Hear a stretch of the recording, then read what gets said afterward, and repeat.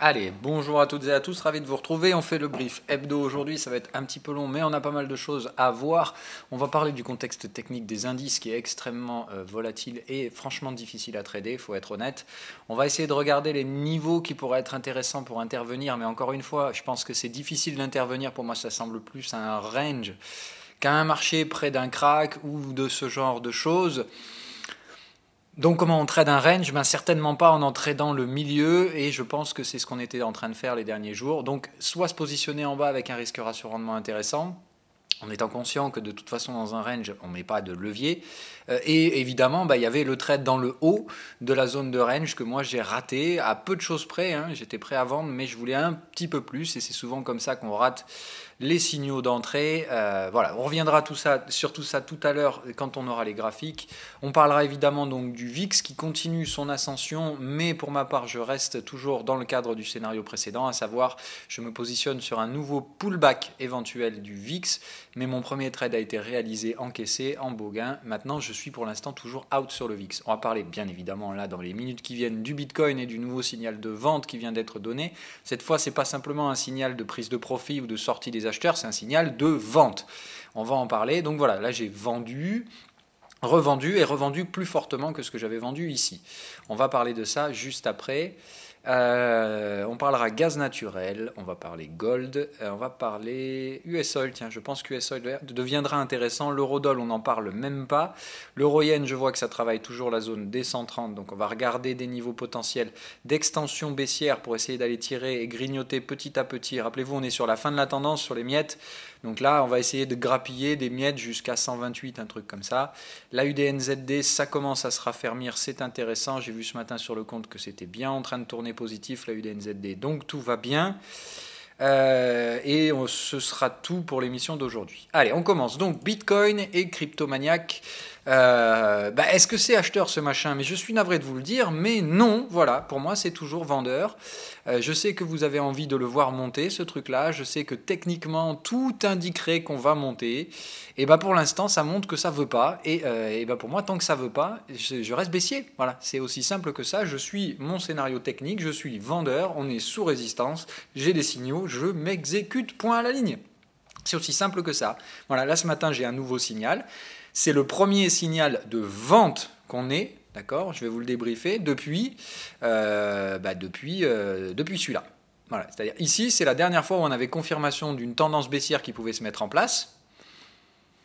Vous avez dit attention, la structure me semble un peu gênante, et ici on était repassé acheteur. Du coup, on était rentré en phase de consolidation, acheteur contre vendeur, et c'est les acheteurs qui avaient gagné, qui avaient poussé donc une consolidation très longue. Et je vous avais dit ici, les acheteurs sortent. Donc si les acheteurs sortent, les vendeurs peuvent reprendre la main. C'est pour ça qu'ici, je vous ai dit, ce support et la réaction de prix qu'on aura sur ce support sera capital. Dans le sens où, je vous ai dit, si on arrive à enfoncer le support, ça reste baissier. Si ce support fait office de support et qu'on se remet à casser des résistances, le marché est donc haussier.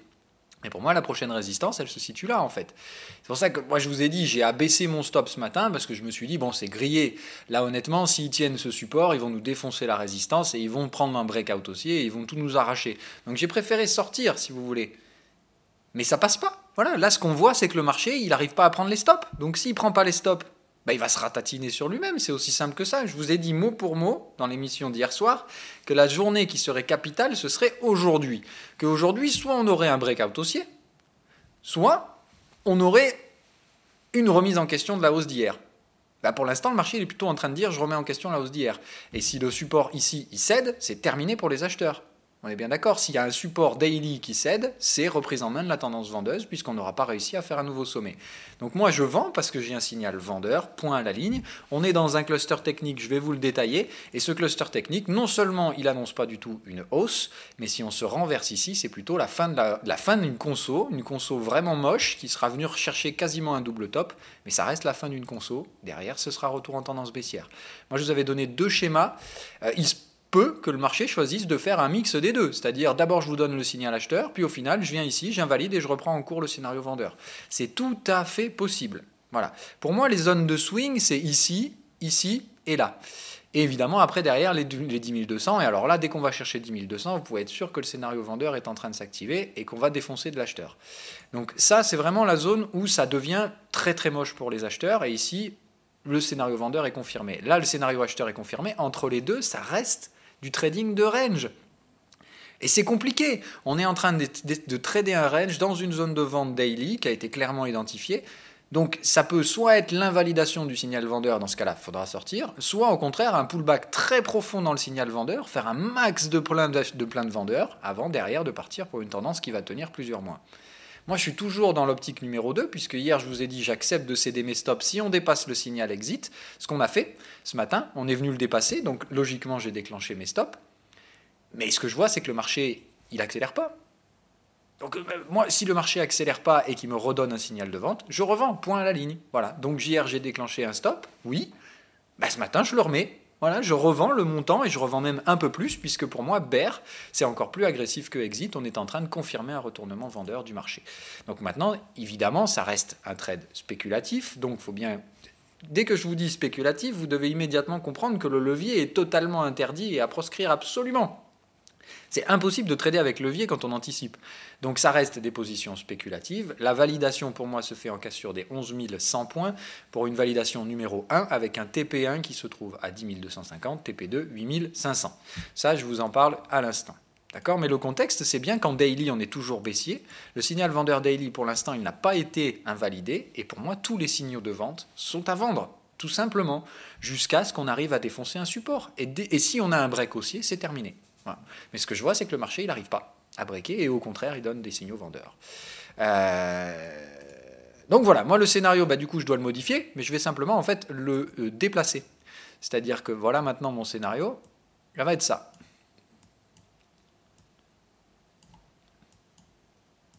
Hop, et attendez, je vais vous donner pourquoi ici on pourrait trouver une 5 et une C. J'ai supprimé tous mes décomptes héliotistes puisque je vous dis, je ne savais pas trop dans quel contexte on était. J'en ai trouvé un nouveau. Je vous rappelle, je ne peux pas trader sans cadre technique. Donc voilà le cadre technique que j'ai maintenant sur le Bitcoin. Ah, sine wave correspond toujours. Hein. C'est-à-dire que sur les fins de vague, généralement, vous voyez des fins de vague ou en tout cas des signaux. Là, il y a bien eu un TP, fin de vague 1. A, B, C. Comment se structurent les vagues? Impulsion, correction, impulsion. Ça, je suis désolé de vous le dire, c'est une impulsion. C'est ce qu'on appelle une ending diagonale. Et une ending diagonale, on la retrouve que dans deux cas de figure. En vague 5 ou en vague C. C'est-à-dire à la dernière vague d'une impulsion haussière, en 5 temps, 1, 2, 3, 4, et en 4, 5, vous pouvez voir une ending diagonale. Vous pouvez aussi la voir en vague BC, et ça signale la fin d'une consolidation. Si on est en train de se retourner ici, c'est une ending diagonale, c'est la fin d'une consolidation, et après une consolidation, on reprend la tendance précédente. Donc je suis désolé de vous le dire, mais c'est baissier. Et ça ne se présente pas bien du tout. Ça se présente clairement pas bien du tout, puisque ici, c'est une leading diagonale, pour moi. D'accord ? C'est-à-dire, même chose, 1, 2, 3, 4, 5. La 4, dans le domaine de la 1, c'est ce qu'on appelle une leading diagonale. La 5 est bien plus courte que la 3. On est bien ici dans un schéma leading diagonal, tout ce qu'il y a de plus classique. La leading diagonale doit se faire en décompte de deux vagues. Ça fait A, B, C, A, B, C, A, B, C, A, B, C, A, B, C. Leading diagonale. La vague qui suit une leading diagonale est une vague de tendance. C'est-à-dire que là, la vague 3 sera notre vague étendue. Si on a bien un renversement vendeur ici, cette vague-là sera la vague étendue. C'est-à-dire que celle-là, elle sera très longue. OK ? Et on ira chercher des niveaux d'extension très loin aussi. Hein. C'est-à-dire que là, 127, ce sera le minimum et c'est ma target numéro 1. Et on pourra très probablement même aller chercher celle-là, voire des décomptes bien plus lointains. On va tous les mettre. Hein, voilà. Ça, c'est tous les niveaux, entre guillemets, qui m'intéressent potentiellement sur le Bitcoin pour jouer des targets. D'accord ? Si on se replie ici, attention, pour l'instant, ça reste conditionnel. C'est toujours un trade spéculatif. Mais donc, leading diagonale en vague 1, d'accord ? Vague 2 de consolidation avec une terminaison en ending diagonale. Si on se renverse ici, c'est moche. Je suis désolé de vous le dire, ce sera vraiment moche. L'activation, évidemment, déjà, il va falloir casser l'ending diagonale. Donc, il faut casser le point 2, 4. Hop. Donc il faut réussir à casser ça pour valider déjà un retournement potentiel. Si on retrouve du support ici et qu'on se remet à casser la résistance, c'est invalidé, point à la ligne. Mais là, ending diagonal, donc en point C, théoriquement, ça signifierait la fin. On est bien ensuite sur les zones d'activation. Rappelez-vous, une ending diagonal, c'est entre 61 et 78,6 de report de la vague précédente. On est typiquement dans ce schéma-là ici, puisqu'on est venu se retourner pile poil sur le sommet. En gros, le stop, pour moi, il est où? Il est là, quoi. C'est-à-dire que là, j'ai un tout petit stop. Je risque quoi? Je risque 200 $ en shortant ici pour essayer de tirer jusqu'à 8005. Donc c'est quand même très très attractif. Mais je vous dis, attention, c'est pas pour autant qu'il faut mettre un levier de 20 quoi, dans un truc pareil. Donc voilà, prudence, mais si ça se retourne ici, pour moi, ça reste une structure avec un cadre technique baissier et un signal baissier qui colle à mon schéma et à ma vision baissière du Bitcoin. Et en plus, on aura piégé un max d'acheteurs, parce que là, tout le monde est boule. Vous regardez toutes les analyses que vous pourrez voir sur le Bitcoin en ce moment. Je vous l'ai tweeté hier parce que je trouve ça amusant. 90% des analyses sont toutes repassées haussières. Tout le monde est de nouveau haussier sur le Bitcoin, pratiquement. Moi je suis baissier, voilà. Et alors c'est pas parce que j'ai envie d'emmerder le monde et que je suis contrariant, c'est juste que pour moi c'est baissier. On est toujours dans les signaux vendeurs et j'ai de nouveaux signaux vendeurs. Je respecte purement et simplement la stratégie. On verra si j'ai raison ou pas. En tout cas, tout ce que je sais, c'est que je risque clairement pas grand-chose en cas d'invalidation de ce scénario. Pour un très très beau gain par contre, si on devait prendre le marché en contre-pied à la baisse, puisque là évidemment, il faut que tout le monde est acheteur. Il y a pléthore de stops sur le chemin, donc évidemment, si on se met à baisser, il y aura peu de retracement puisqu'il y aura beaucoup de stops à ramasser au passage. Voilà pour la partie Bitcoin, c'était un peu long mais il fallait en parler et surtout il fallait revenir sur tous ces détails, pourquoi je fais les choses, parce que ça peut vous paraître bizarre, hier vous entendez je prends un stop, aujourd'hui vous m'entendez revendre, voilà, il faut comprendre le schéma, et c'est juste que moi je suis spéculateur, donc je spécule, je prends beaucoup de risques, mais je dois maîtriser ce risque. Pour moi, hier soir, quand je vous ai fait l'émission, c'était dangereux de rester acheteur, de rester vendeur en débordement des 11 500. Mais pourquoi? Parce que le marché, tout simplement, il pouvait faire ça. Et si le marché, il faisait ça, mais quel intérêt j'avais à rester vendeur? Voilà, ça servait à rien. Donc j'ai préféré, comme je vous ai dit, si on déborde ça, pour moi, c'est qu'on va s'enquiller derrière et aller péter le sommet. Donc j'ai préféré sortir, je re-rentre ce matin au même prix. Je suis rentré quasiment au même prix. Donc en fait, je suis sorti temporairement du marché, parce qu'il y avait un risque. Le fait que ce signal bear arrive et qu'il soit confirmé au momentum, pour moi, il réduit ce risque à néant, ou à très peu, puisque maintenant, je sais que je peux revendre avec un stop au-dessus de ce signal. C'est aussi simple que ça. Donc c'est juste, il y a eu un risque, j'ai préféré sortir.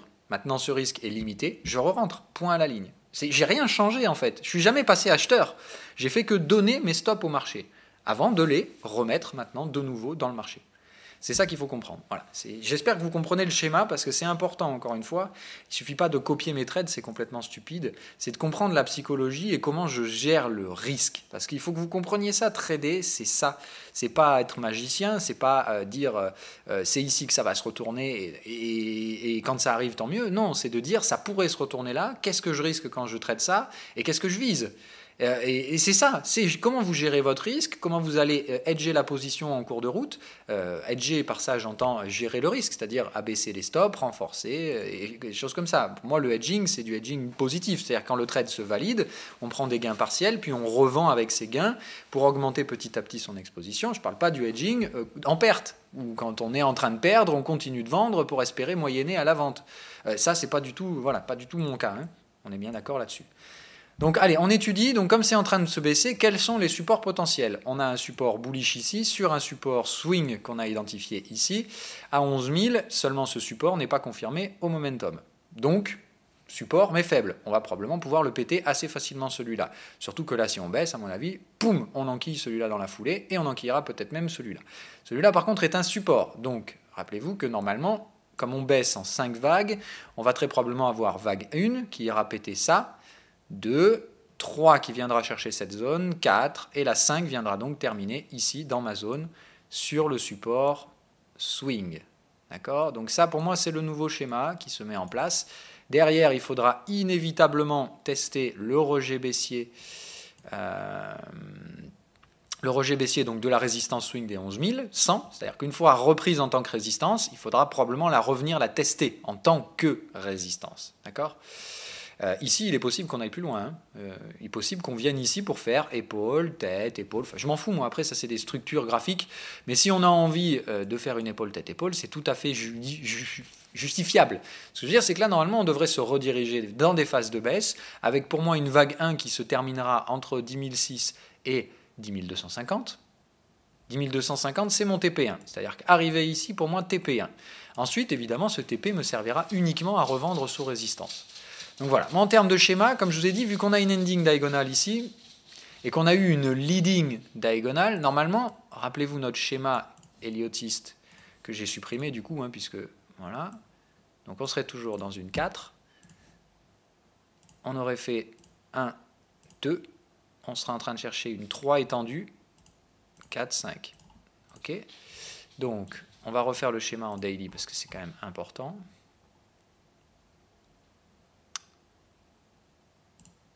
Voilà, voilà, voilà. Donc ça, c'est nos targets, d'accord? Donc target numéro 1 pour moi ici, sur un 127%, sur le gros cluster. Ici, il est normal que les acheteurs essaient de se repositionner. Mais normalement, si vous avez compris mon schéma héliotiste, on va gagner. C'est-à-dire que vu qu'on est en vague étendue, ce support va céder. Mais on prendra quand même un profit partiel dessus, à mon avis. Moi, je viserais, dans ce cas-là, pour une 3 étendue, la 3 doit casser un support.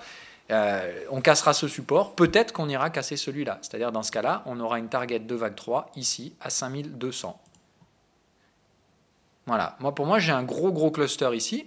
Ça fait 61% de la vague de crack précédente. C'est tout à fait ce qui est normal. Je vous ai dit, la dernière vague, la vague 5 d'un crack, elle est bien moins ample et bien plus lente que la vague 3. Donc, il serait, en tout cas théoriquement, normal d'aller chercher cette zone. Donc, ça nous donnerait une zone cluster, on va dire, vers les 5200 et compagnie, par là. 5200 pour une target finale, évidemment, ici, on commence à se positionner sur d'éventuels signaux acheteurs, en sachant qu'il restera quand même, normalement, une vague 4 et 5. Mais pour moi, arriver à ce stade-là, c'est possible, et c'est logique, de commencer à se repositionner acheteur, c'est-à-dire de commencer à racheter des bitcoins ici, rouvrir un wallet, et commencer à accumuler petit à petit. Ici, entre guillemets, pour moi, je vous donne mon schéma en avance, encore une fois, hein, je ne fais pas partie des gens... moi, mon rôle, c'est de vous montrer où les pions pourraient se positionner avant que ça se produise. Je dirais que moi, ici, je justifierais un retour acheteur. De long terme, hein, là, je parle des achats, des investissements en Bitcoin pour tenir plusieurs mois, années. Je dirais achat. Ici, dans ce cas-là, ce serait prise de profit sur la 4. C'est-à-dire, on ne passe pas vendeur, ok, mais ici... on prend ses profits, c'est-à-dire achat, profit 50%, on paye le stop. C'est-à-dire qu'en ayant acheté ici, en prenant un profit partiel là, vous avez un stop qui est payé jusqu'à 2000 $. C'est quand même pas dégueu, c'est-à-dire que pour moi, le Bitcoin n'ira pas à 2000 $. Donc en fait, ici, vous pouvez commencer à vous positionner, en fait, acheter un levier gratuit, dans le sens où ici, il y aura probablement quand même un petit rebond, et ce rebond peut nous permettre de monétiser un stop. Donc dans ce cas-là, il me semble qu'ici, il est judicieux de jouer de premiers achats. Mais là où c'est intéressant, c'est ici. C'est là où il faudra, pour moi, se positionner à long terme, avec un risque ratio rendement absolument faramineux, puisque là, honnêtement, ça y est, on ira très légèrement sous la 3. Donc rappelez-vous, je vous l'avais quand même donné il y a longtemps, cette target des 4005. Ce que ça semblerait suggérer, si évidemment on arrive à chercher une 3 ici, c'est que dans ce cas-là, effectivement, on puisse arriver à terme jusqu'aux 4500 $, voire 3000. Mais en tout cas, aller chercher cette zone. Et ici, c'est là où normalement le momentum sera quasiment plat. L'action de prix sera tellement lente, si vous voulez, que ça vous ennuierait de trader le Bitcoin tellement ce sera chiant. Et c'est à ce moment-là, rappelez-vous ce que je vous ai dit en termes de psychologie, et je le répète et je le maintiens, dans un crack, ce n'est pas les signaux techniques, ce ne sont pas les signaux techniques qui définissent le renversement du marché, c'est uniquement la psychologie. Vous ne pouvez acheter la fin d'un crack que lorsque vous voyez une capitulation des acheteurs. Et on n'a pas du tout eu ça ici. Ici, on a eu de la peur. Rappelez-vous ce que vous voyez. En fait, il faut toujours que vous contextualisiez la chose. Qu'est-ce qu'on a vu quand on était là sur le Bitcoin? C'était un peu la panique, on avait peur, on se disait voilà, mais les gens, on avait peur, mais les gens ne paniquaient pas. Voilà. Pour moi, il n'y avait pas de panique. C'était juste, on se disait ouais, le Bitcoin crash, mais hold, ok. C'était ça le mot clé. C'était non, il faut tenir. Voilà. Si vous entendez ça, vous savez que c'est pas la fin du crack. Voilà, c'est clairement pas la fin du crack. Et ici, il se passe quoi? Pouf, gros acheteurs, gros V-bottom, on remonte. Ça doit vous faire penser à quoi immédiatement? Espoir. On redonne de l'espoir aux acheteurs. Il y a un V-bottom, on construit des épaules tête-épaule. C'est haussier. Toutes les analyses repassent haussières. On repart Sans problème, tester 17 000 là. C'est ça qu'ils pensent tous. 17 000, il y en a même qui pensent qu'on est reparti pour aller chercher 100 000 $. Espoir. Voilà. Est-ce qu'on achète la phase espoir d'un crack? Pour moi, la réponse c'est non, clairement non, clairement non. À la limite, comme on spécule à la vente, accepter de donner quelques stops sur des positions spéculatives, tout à fait. Mais par contre, se positionner net acheteur de ce marché, hors de question absolument. Moi, je n'achète, et je le répète, un crack que lorsque j'ai vu les acheteurs capituler. Je veux les voir paniquer, devenir complètement dingues et revendre les achats pensant que ça ne remontera plus jamais. Quand je verrai ça, j'achèterai le Bitcoin. Et pour moi, ça se produira par là. La 3, je vous l'ai mise comme ça, mais rappelez-vous, elle ne pourra pas avoir de pente supérieure à celle-là. Donc vous prenez la pente ici, ok, vous vous dites que déjà, notre 3, elle sera plus lente que ça. Donc dites-vous que ça va prendre du temps. Voilà. On aura probablement une 3 comme ça, derrière 4 et 5. Donc vous pouvez vous dire que là, ce n'est pas pour tout de suite. Hein. Voilà. Et moi, je dirais même plus que ça. Je dirais qu'on va venir chercher un bottom pendant l'été et qu'on aura une belle traversée du désert pendant tout l'été, et c'est au sein de ces cycles. Voilà. Je vous rappelle, c'est juste pour vous donner les schémas de vagues. Après, encore une fois, on ne maîtrise jamais le timing. C'est-à-dire que vous ne pourrez jamais dire c'est à ce moment-là qu'on va se retourner, tel jour, telle heure. Ça, c'est pas possible. Voilà. Ça, c'est impossible. On peut donner des zones de prix, des zones de temps à la limite parfois, mais c'est quand même assez compliqué de jouer ce jeu-là. Bref, voilà, donc le schéma, ce serait une vague 3 étendue. Les targets de vague 3 étendue sont typiquement 161, 200, 261. Donc, je dirais minimum 7005 sur cette vague, mais pour moi, un profit à réaliser à 8005 dans ce schéma baissier.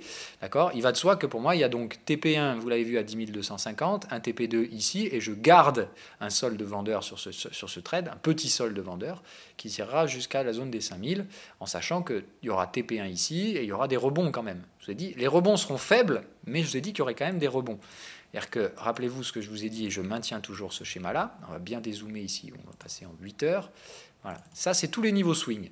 Et je vous ai dit, je pense qu'à chaque fois qu'on va en casser un, on reviendra le tester et il faudra à chaque fois le revendre. Je vous ai dit, pour moi, on ne cassera pas ces niveaux, mais à chaque fois, hop, on cassera ça, il faudra revenir le tester et on pourra le vendre. Donc tous les niveaux que je vais vendre, je vous les donne en avance. 10 250, 9003, 8005, 7008, 6009, 6000, et la target maxi 5002. Ici, évidemment, il ne faut plus être exposé à la vente, clairement plus s'amuser à revendre. 6000, c'est vraiment la dernière résistance que vous pourrez espérer vendre. Voilà. Ok ? Donc restez vraiment très très prudent. Et je dirais, voilà, target final pour des achats de très long terme, 4300 $ me semble être le prix qu'il faudra payer sur le Bitcoin. En l'état, c'est ce qui me semble être le plus probable, évidemment sous condition d'une vague 3 qui vient chercher au moins la zone des 6000, voire la zone des 5000. Voilà. Pour la partie Bitcoin. Allez, on continue parce que là, j'ai quand même passé beaucoup de temps sur le Bitcoin, mais je voulais que les choses soient claires pour que le scénario soit bien ancré dans vos têtes, que vous compreniez ce que je fais. Hein, voilà. Et sachant que là, on a avancé beaucoup de pions dans le scénario, il suffit d'un seul faux mouvement pour que le scénario parte en vrille. Hein, c'est-à-dire, on repart haussier, scénario terminé. Alors, donc on va prendre le S&P comme d'hab. On prend d'abord le plus gros et on regarde. Est-ce que ça vous donne envie de faire quoi que ce soit? Moi non. Ni acheteur ni vendeur. Alors c'est vendeur, mais est-ce que le bear est confirmé au momentum? Non. Après, est-ce que ce signal-là est tradable? J'ai envie de vous dire oui. Je réfléchis en fait à faire une mise à jour de momentum sur ce truc-là. D'ailleurs, je ne comprends pas pourquoi ici, il n'y a pas eu de pattern. Il faudra que j'aille regarder un peu plus en détail. Mais voilà, normalement, quand vous avez un renversement du momentum sur la trail line baissière, généralement, vous pouvez considérer ça comme un signal de vente. Donc, j'aurais tendance à dire que ce signal est valide. Mais là, on est sur un support. Donc, c'est support et milieu du range. C'est-à-dire, on est au milieu du balayage sur un support. Comment vous voulez vendre un truc pareil? Pour moi, c'est juste neutre au possible. Ici, signal vendeur non confirmé. Break... qui n'a pas réussi vraiment à faire un grand break, hein, voilà. Donc j'ai plutôt envie de dire que là c'est la formation d'un bottom qui est en train de se mettre en place, plus que la formation d'un breakout baissier. La target était là, elle est très loin, le marché est clairement pas en phase avec ce break, donc moi j'ai envie de dire ça pue le faux break, c'est-à-dire un piège, donc un piège de range. Donc ça veut dire quoi? Ça veut dire que pour moi c'est un range ce truc-là. Et tout ce que j'y vois, bah, c'est de jouer les ratios risque-rendement. Donc jouer éventuellement des achats là-dedans, des ventes là-dedans, tant qu'on reste à l'intérieur de ce machin-là. Dès qu'on casse les bornes, on aura une direction. Pour moi, c'est intradable, là, les indices. Les indices US ne savent pas ce qu'ils veulent. Je vais être honnête avec vous. Moi, là, je n'ai aucun schéma qui me permette de trader. Ça pue le trading de range. Et si vous vous positionnez dans un range, c'est un peu du 50-50, ça revient plus de l'ordre du pari que du trading. Et alors si vous vous positionnez vraiment au milieu du range, vous faites ce qui probablement n'a aucune chance de réussir, puisque le marché va vous balayer les bornes et il fera tout pour vous faire sortir. Donc je pense que ce n'est pas judicieux de se positionner pour l'instant sur les indices américains, et donc encore moins sur les indices européens, même si on va les regarder. Ok, donc ce matin ça ouvre en gap baissier, sous le support. Non, alors ça ouvre sur le support, le marché le casse et réintègre. Bon, moi honnêtement, un truc comme ça sent la fin d'une tendance en cours. Voilà, c'est-à-dire que là, pour moi, on vient de faire une vague baissière qui a plutôt tendance à vouloir purger la précédente. Donc je dirais qu'on a trouvé le bottom de 4. Moi, je dirais que là, limite, le DAX, ça s'achète. Voilà, moi je dirais que là, c'est limite si le DAX s'achète avec un stop sous le bottom. Ça peut aller un peu plus bas encore, mais je pense que moi je vais aller acheter du DAX là à l'instant où je vous parle en fait. Ça me semble opportun là de se positionner long DAX. Y a pas, ici on a un break. Ouais non, quand même c'est tendu d'acheter un break. Hein. C'est tendu d'acheter un break, mais alors dans ce cas-là, je dirais acheter avec une sécurisation ici. Ça ferait acheter cette zone-là, sécuriser à 12 004, et après, Inch'Allah. Si ça franchit 12 004 et qu'on revient chercher le niveau de break, bah vous avez à choper le bottom. Si ça reflue ici et que ça va plus bas, on se laisse stopper et on rachète éventuellement la zone des 11 004, 11 005. Moi, c'est ce qui me semble le plus judicieux. Je vous laisse, je vais aller acheter un peu de DAX là-coup. Voilà, alors je vous donne mon prix. Donc moi j'achète en cassure haussière de ce truc-là. Donc là on a un signal vendeur non confirmé, mais il y a signal vendeur. Donc je dirais cassure de ça, pour moi c'est un signal d'achat. Donc je rentre avec un ordre stop ici à 12 040 et je mets un ordre limite en entrée sur ce support ici. Donc je rentre en limite à 940, à 935, je sais plus. Enfin, j'ai mis par là, voilà. J'ai mis sur ce précédent bottom. Donc j'achète le bottom, je vous achète la cassure de la résistance en cours. Voilà, pour moi, on est dans un break qui a échoué, c'est-à-dire break, atteinte de la target, reflux haussier, invalidation du break. Là, en gros, on a un petit cycle bear de pullback, mais je dirais qu'il y a un fort support dans la zone du break. Donc ici ou ici, des achats à jouer assez intéressants, avec surtout, c'est du risque ratio rendement. Voilà. Mais là, en fait, ce que j'achète, c'est l'invalidation du signal vendeur. Voilà. L'invalidation du break est un signal d'achat. Donc en l'état, moi, j'ai plutôt envie de dire que ce truc-là procure un intérêt acheteur assez intéressant, je pense, sur le DAX, avec un stop évidemment sous le bottom, puisque le marché ici a tenté le break. S'il doit revenir côté cette zone, c'est clairement qu'il faut sortir, en tant que, surtout si vous êtes à l'achat. Mais est-ce que ça s'achète un DAX? Pour moi, oui. Pour moi, oui. C'est très risqué, hein, donc il ne faut pas y mettre un levier de dingo encore une fois, mais ça s'achète. Voilà. Allez, je vous souhaite une... Ah mais non, pardon, je vous dis n'importe quoi, j'allais passer à autre chose. Allez, VIX, pardon. VIX, on revient. Donc, qu'est-ce qui se passe sur le VIX? On va se remettre en horaire. Voilà, donc toujours en reflux. Ok, donc on est bien. Hein. Je pense qu'un rachat de VIX peut se goupiller éventuellement, je dirais, dans la zone ici, sur un... Voilà, un 76% de retracement. Donc, je dirais 18, le VIX, ça se rachète. Hop. Voilà, un petit achat de VIX sur les 18 me semble totalement justifié. VIX, achat 6 signal. Évidemment, hein, pas de signaux en 5 minutes, on n'achète pas. Là, c'est du trade horaire, hein, donc en horaire, mais je veux au moins soit un signal en horaire, soit un signal en 5 minutes pour pouvoir positionner un trade ici. Mais ça m'intéresse. Voilà, je dirais qu'il y a vraiment quand même un attrait acheteur dans ce tout petit cluster là sur le 76.4. Évidemment, si ce signal est invalidé, on laisse tomber. Le stop se met sous le signal précédent, donc ça fait achat 18, stop 15. Pour viser du coup cette fois quelque chose d'un petit peu plus punchy, et je dirais éventuellement la zone des 36 pour le VIX. D'accord? Donc ça veut dire retour de la volatilité, donc je dis acheter le DAX, voilà, à voir, hein, mais en même temps c'est la volatilité US, donc vous avez bien compris, c'est-à-dire que l'euro-dollar pourrait être sacrément baissier. On va aller le regarder quand même, l'euro-dollar. Donc ça, on a traité. Les contrats de taux, on s'en fout. Donc je dis, ça ne m'intéresse plus, j'ai sorti tout le monde. Il me reste un petit peu de taux US à l'achat. Le gold. Voilà, ok. No Susai, ça aussi c'est un signal que je vous ai donné. Donc achat de gold, pour l'instant ça se présente bien. On est bien validé en double boule en daily, donc je pense qu'on va tirer 11004. Il faut attendre un breakout pour l'instant. On va essayer de chercher une structure qui pourrait catalyser ce breakout. Hop, voilà, bon ben, je dirais ça. Donc là on travaille, probablement un truc comme ça, là où ça va mourir, revenir tester la zone du range. Donc je dirais pour moi ce qui a le plus de chances de se produire, c'est une petite vague 2. Ok. Une petite vague 2 comme ça, à laquelle suivra une grosse 3 ultra impulsive qui ira directement rechercher les résistances et les casser. D'accord ? Vague 3, ça casse les résistances. Donc on devrait casser celle-là et essayer probablement d'aller chercher peut-être les 1400 en vague 3. Ce qu'il faut voir, c'est que si on fait 3, 4, 5, 1004, il faut sortir. Si on vient faire la 3 à 1004, on ira chercher 1450. Okay, ça, après, j'en sais rien, moi. L'amplitude de la vague, ça reste très variable. Pour l'instant, il me semble qu'on est parti plutôt pour un truc comme ça. On peut très bien la continuer de monter, hein, c'est-à-dire, tac, on a cassé un signal vendeur, c'était notre signal acheteur, mais on reste potentiellement vendeur jusqu'ici. Donc moi, je dirais que le marché, voilà, c'est plutôt ça qu'il devrait faire, monter ici, rebaisser, et derrière nous faire la 3. D'accord ? Et dans ce cas-là, ce qu'on visera dans notre 3, pour un TP, ce sera un truc comme ça. On visera une 3 étendue et on ira viser 161,8, puis 200, puis 261. Okay, au fur et à mesure, en étudiant la construction de la sous-vague 3, si c'est bien notre 3 qui est étendue. Okay.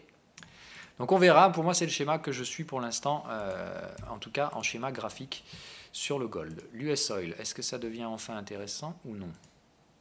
Toujours pas. Donc l'US Oil on attend, ok, on est en sous-vague ici, donc il faut attendre que ça rebaisse une nouvelle fois. Donc, chercher target baisse pour achat. Voilà.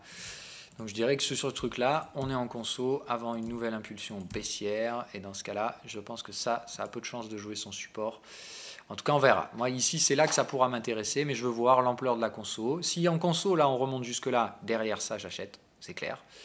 Mais voilà, il faut voir. Moi, pour l'instant, c'est pareil, un peu comme les indices US. C'est un peu le cul entre deux chaises et on attend de savoir dans quel sens on va trader ce truc-là. L'eurodoll, est-ce que ça repart à la baisse ? Non, mais je pense que ça va être intéressant à trader à la baisse quand même. Pas de signaux, donc pour l'instant, pas de trading. Un double signal acheteur, donc pas de vente dans un cas pareil. Je pense que les prix vont grimper un peu plus haut. Dans ce cas-là, on essaie d'attendre et d'en spéculer d'ores et déjà sur un potentiel niveau résistant. Donc encore une fois, comment on fait ? On regarde dans l'historique ce qui s'est produit là où on a eu des signaux vendeurs. Donc c'est en gros une flèche rouge avec un signal momentum qui précède. Moi, je dirais que par là, effectivement, il y a quelque chose qui s'est joué. Vous voyez qu'on a eu la flèche rouge et le rejet ici sur la trail line. Je vous dis, je vais aller coder cette pattern. Comme ça, vous l'aurez. Donc, je pense qu'ici, on a une résistance. Là où il y a eu le rejet momentum. Voilà. Moi, je dirais que là, c'est la prochaine zone qui peut être intéressante pour se positionner vendeur d'eurodoll. Donc, je dirais, tant que le signal bullish tient, on essaie de se positionner ici avec un signal vendeur ou alors on rentre en cassure du signal acheteur. Encore une fois, cassure d'un signal acheteur, c'est un signal de vente. Donc là, c'est vente euro-USD. Ok, et là, même chose. Chercher signal vente euro USD. Là, évidemment, il faut un signal. Hein. Pas de signal, pas de vente. Toujours pareil. On ne vend pas à l'aveugle. C'est potentiellement un range qui se met en place ici. Si vous vendez sans signal, ça peut faire mal. Et je vous dis, si l'eurodoll ici devait remonter jusque-là, ce ne serait pas absolument stupide non plus. Là, on trade, on essaie de voir si on a déjà trouvé la 5 ici ou si au contraire, on fait une structure complètement folle sur notre 5. Et dans ce cas-là, tout simplement, il faudra accepter. Donc, pas de signal vendeur ici, pas de vente. Ça veut dire que le marché retraversera le milieu du range pour aller faire un nouveau plus haut sur l'eurodoll. Dans ce cas-là, on vendra le nouveau plus haut, tout simplement. Moi, j'ai deux ventes. Soit ici, et dans ce cas-là, on a fait une vague 1, 2, et on partira sur une 3, et on sera déjà réorienté à la baisse sur l'eurodoll. Sinon, on est toujours dans la structure d'accumulation qui nous amènera vers une 5. Et dans ce cas-là, il faut attendre le haut du range, donc les 1,25, 1,26, pour éventuellement jouer des ventes.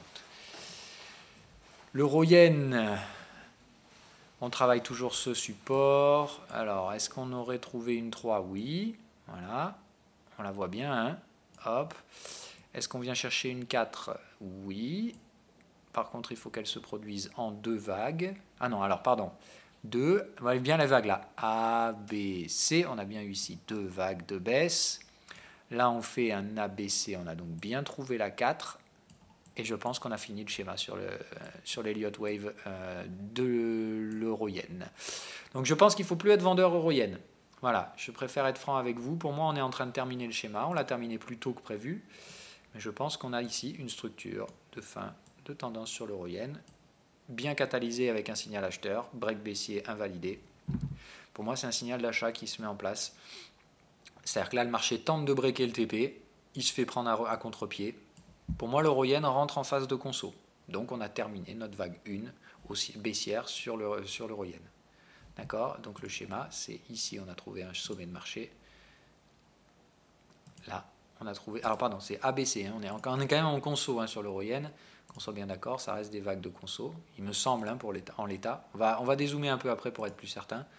Voilà, je dirais que c'est plutôt un truc comme ça, ou en tout cas, là, on rentre dans une conso haussière. Donc, voilà. Vu l'amplitude et la violence de la vague A, moi je dirais que la B fera pas plus de 50 à 61% de la A. Donc dans un cas comme ça, voilà, moi je dirais 50-61 en zone à revendre ici. Hop et hop. Voilà. À revendre en 2 vagues de repli. D'accord? Donc je veux voir A, B, C.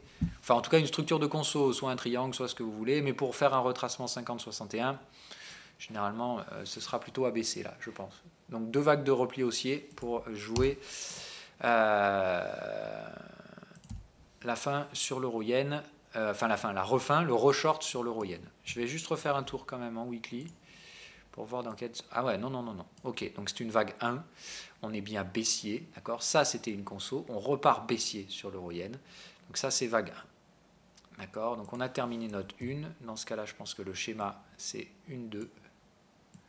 Dans ce cas-là, une 2 plus profonde, je dirais qu'on devrait retester les 135. Par contre, derrière, ça va faire mal. Voilà ce que je verrai en termes de schéma. On va carrément aller regarder en mensuel. Je fais mon petit clin d'œil à Rod. Ouais, voilà. Bon, honnêtement, l'euro-yen en mensuel, c'est gros reverse bien violent. Je pense que là, tout le monde a compris. Donc, on va avoir, je pense, un pullback en quelques mois. C'est-à-dire qu'on devrait remonter quand même dans les prochains mois sur l'euro-yen. La suite, elle est moche. Hein. Voilà. La suite, elle est forcément moche. Vu la structure porte-voix, normalement, même déjà 50% de retracement, ça me paraît beaucoup. Mais là, il est clair qu'en mensuel, c'est gros changement sur l'euro-yen. Voilà, en fait, moi, je pense qu'on en est à ce stade, à peu près à ce genre d'action de prix-là. C'est-à-dire, grosse baisse, on freine tout le monde. Petit pullback, 1, 2, 3, 4 mois, et ensuite on réenchaîne. Voilà. Prenez pas le schéma de toute la zone, mais voilà, c'est vraiment, je pense, grosse impulsion baissière, 2-3 mois de retracement, et puis on réenquille derrière. C'est vraiment ce à quoi je m'attends sur l'euro-yen. Donc je pense que là, on a joué la vague 1, on a joué la vague des spéculateurs, c'est top. Voilà. Moi maintenant, j'ai du cash, j'ai un gros cash, hein, sur l'euro-yen, j'ai pris un putain de gain, et en fait, je vais me servir de ce cash pour revendre, tout simplement. Donc là, maintenant, je laisse le marché évoluer. S'il continue de baisser, je rentre. Mais là, j'ai un signal d'achat, donc je reste out. Je prends mes gains et il m'en restait un peu, hein, donc je vais tout prendre. Je sors tout sur l'euro-yen et je revends évidemment en repli de ces résistances. Donc on ne cherche pas, non seulement on va chercher un schéma Elliottiste baissier, hop, mais on va vraiment spéculer sur des faibles niveaux de retracement, ce qui fait que je vais carrément laisser les retracements en fait à l'écran pour les avoir bien à l'œil. Et je dirais que là, honnêtement, je recommencerai à chercher des signaux dès 38,2. Voilà. Pour moi, vraiment, là-dedans, je pense qu'on peut jouer des rejets baissiers. Tout ce qui se passera là-dedans, il faudra essayer de jouer du rejet baissier. Okay, chaque fois que ça essaie de remonter, bim. Dès qu'il y a des signaux vendeurs horaires là-dedans, tout dézinguer, quoi. Parce qu'on est sur le bas du porte-voix, c'est quand même normal que le marché, voilà. Là, il y a quand même la potentialité qu'on fasse une mèche, là, qu'on aille, tac, dégommer cette zone-là à 128,50. Bon, moi, honnêtement, le risque que ça remonte par rapport au potentiel gain que ça peut procurer en restant à la vente jusqu'à 128,50, pas intéressant. Donc je préfère rester out, encaisser mes gains pendant qu'ils sont là, plutôt que d'essayer de me prendre la tronche. Donc tout ça c'est terminé. On a donc bien ici schéma 1 potentiellement terminé, mais à confirmer. Hein. Je dis la 1 peut très bien aller un petit peu plus bas ici. Ce qui est essentiel dans une vague 1, c'est qu'il y ait cassure du support de la dernière phase. Donc c'est-à-dire il fallait au moins qu'on vienne casser un support, et c'est ce support-là qu'on est venu casser. Donc le boulot de la 1, il est déjà fait. Maintenant, on peut très bien décider d'aller péter le support suivant aussi. Ça me surprendrait pas plus que ça. Mais il me semble logique qu'on se garde ce gros support pour la vague 3. Donc dans ce cas-là, je dirais voilà, 2, peu profonde, assez rapide, je pense. Derrière suivra grande 3. Puis petite 4 et 5. Voilà. Donc en gros, ça pourrait nous faire un truc comme ça. Pour ceux qui veulent trader en breakout, moi, je pense que ce qui me semble le plus opportun, c'est-à-dire ceux qui tradent faible risque, c'est d'attendre ça et de se positionner vendeur ici. Oh, putain.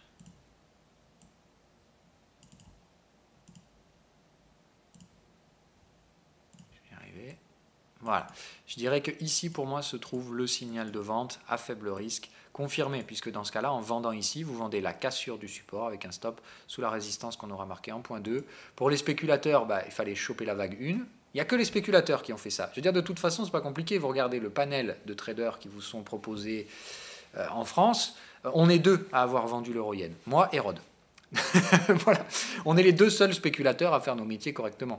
Après, il y en a plein d'autres, mais la plupart des autres sont des suiveurs de tendance. Vous les verrez tous rentrer sur l'euro-yen à ce stade-là. Voilà, ils vont essayer de choper la 2 et de rentrer ici. Mais nous, spéculateurs, on a fait notre job. Et on est les 2 seuls cons à être restés vendeurs sur l'euro-yen. Voilà. Et je le sais, hein, je peux vous le dire, il n'y a personne d'autre qui a vendu l'euro-yen à part moi et Rod. Donc voilà, vous savez qui sont les spéculateurs en France, et je vous dis, on n'est vraiment pas nombreux. Hein. On a vite fait le tour de la table.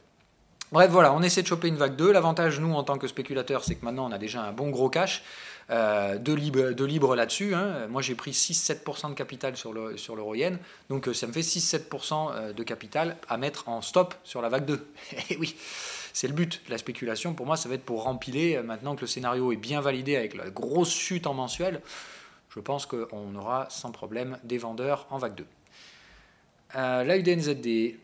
Ok, alors on va regarder en intra, est-ce que ça tient? Oui, ça tient, ok, on est bien. Donc, on est toujours tranquillement installé sur l'euro-yen. On a bien marqué ce support, il n'y a pas de signaux à proprement parler sur le support, mais pour moi, on est bien dans une structure de range. Je dirais vague 1 terminée, enfin pardon, A, vague B dynamique, on devrait avoir une nouvelle poussée haussière en C. Moi, de toute façon, j'ai acheté là, mon TP se trouve là, voilà. Je fais simple, hein, voilà, c'est-à-dire que là, et on pourrait même théoriquement viser un peu plus, voilà, puisque là maintenant on est en train de faire une conso bien dynamique.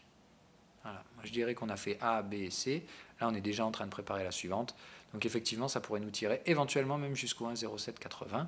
Bon, en tout cas c'est ici que je prends mon gain, là pardon, voilà. Donc moi ici c'est TP 50% ici, le reste ne m'intéresse pas, je rachète ici, grâce au stop que j'aurais récupéré, enfin grâce au TP que j'aurais récupéré là. Ici, même chose, je joue la phase d'achat, hop, je TP là, et je rachète ici avec le TP que je viens de faire sur la phase précédente. Et une fois qu'on break ici, grosse cartouche acheteuse, et je me positionne, tout comme l'euro-yen, levier 5 là-dessus, sur la phase de tendance. Et après, derrière, je commence à racler les gains. Mais pour l'instant, je reste très très nettement acheteur de la UDNZD. Et je me positionne donc petit à petit, mon levier acheteur, sans trop prendre de risques non plus. Voilà, on a fini cette fois pour de bon. Je vous souhaite une agréable semaine de trading. Soyez prudents. Donc sur le Bitcoin, ça travaille une zone extrêmement importante. Donc ne soyez pas trop gourmands. Ne soyez pas trop agressifs non plus. Mais pour moi, ça reste vendeur. Gold, je dirais que c'est très intéressant à jouer à l'achat. L'euro-dollar peut être intéressant, mais très piégeux. Donc faites attention. La UDNZD très intéressant, mais là aussi phase de conso. Donc voilà, comprenez en fait en termes de positionnement swing trading. Pour moi, je pense que là, on est vraiment plutôt en train de jouer les phases d'accumulation qui vont précéder les swings, qui tiendront probablement pour l'été. C'est-à-dire que je pense que là, on va passer encore 1, 2, 3 semaines. Allez, voilà, le mois de mars, on devrait passer le mois de mars à accumuler pour préparer les tendances qu'on pourrait avoir durant l'été sur les FX, donc notamment l'euro-doll, la UDNZD, l'euro-yen. On pourrait retrouver des tendances, tout ça, je pense, à compter de l'été, durant l'été. Donc on va probablement préparer soit des phases de retracement, soit des phases d'accumulation pour déclencher de nouveaux signaux, probablement au courant de l'été. Pour la rentrée. Voilà. Ou alors il ne se passe rien pendant l'été, on continue l'accumulation et c'est en septembre qu'on déclenche les swings. C'est possible, voilà, en termes de périodicité du marché, c'est typiquement ce à quoi on devrait assister. Soit un déclenchement mi-mai, avant le départ de l'été, tout le monde purge les comptes et dans ce cas-là, ça déclenche des swings, soit il ne se passe rien pendant l'été et on attendra la rentrée. Voilà. Et je pense que tout se dégoupillera d'un coup. Hein, voilà. On devrait retrouver des tendances gold, US oil, forex. On devrait retrouver des tendances sur les indices. Pour l'instant, c'est vraiment une neutralité pure et dure. Et je pense que, mis à part jouer la volatilité, c'est le seul scénario là, la vol, que j'ai actuellement où j'ai une bonne confiance. Voilà. Je pense que la vol, c'est le seul actif où je pense qu'il y a encore un petit gain à tirer pour jouer une phase volatile.